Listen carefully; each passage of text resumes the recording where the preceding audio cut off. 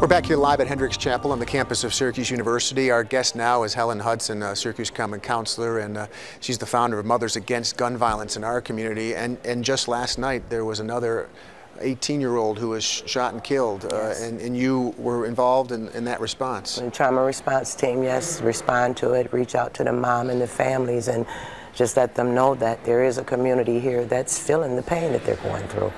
How do we explain what goes on in our small city relative to these mass shootings? I mean, we've had years and years and years of 12 homicides, 16, 20, 18. If we add all those up, it's a lot more than any one Newtown, any one Aurora. When you take the numbers, you're absolutely right, because when you talk about the decades of the gun violence that's been happening in our communities, we started doing the stats from 1996. So from 1996 to present date, we've had 323 homicides. You take those 323 homicides, you take 7 family members. That's not counting the uncles and outside other family members. You've had upward of 22,000 people affected by those 300 deaths.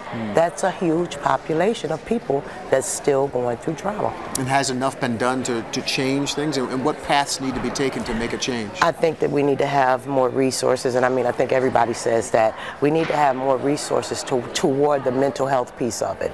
And we go back to mental health, and I'm saying this for the families, because when you have children... For victims who lost somebody. Absolutely. Because when you have babies that run up to you and ask you, why did they kill their daddy? I had a 4-year-old do that.